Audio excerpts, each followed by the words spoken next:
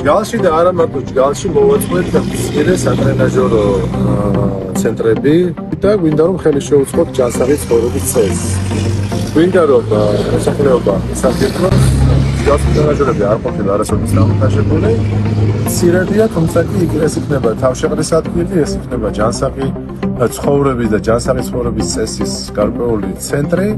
და ბუნებრივია შემდგომში ვაპირებთ რომ ეს გადავხუროთ ასევე იყოს უფრო დაცული ასე ვთქვათ და დარწმუნებული ვარ რომ ჯგალელები ისარგებლებენ ამ ტრენაჟორებით ისეამოვნებენ და ბუნებრივია ჩვენ ყველაფერში ხელს შევუწყობთ რათა ჯანსაღად იცხოვრონ ახალგაზრდები და რომ ვიცოდით რომ ეგ მოთხოვნა წლები არსებობდა მოსვლისთანავე ბატონ გიასთან სულ ჰქონდა ამასთან დაკავშირებით საუბარი და შედეგად მივიღეთ პირველ წელს გავარემონტეთ ერთი საფეხბურთო მოედანი შევღებეთ, მოვაწესრიგეთ, ბადეები გავაკეთეთ, სპორტული ინვენტარები, განათება.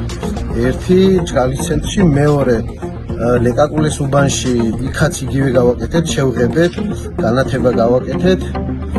მესამე იყო საკალათბურთო მოედნის საფარი. გაკეთდა და მეოთხე არის ეს ღია ქუჩის ტრენაჟორები. ბოლოს 3 წელიწადში ამდენი სპორტული ცენტრის გახსნა და რესტავრაცია საკმაოდ კარგი შედეგია. ხელს უწყობს ჯანსაღი ცხოვრების წესის პოპულარიზაციას.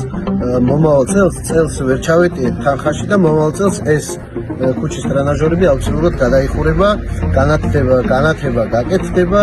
ეს ადგილი რაღაცნაირად ახალგაზრდებისთვის ძალიან ისეთი საინტერესო და სასიამოვნო ადგილი გახდა.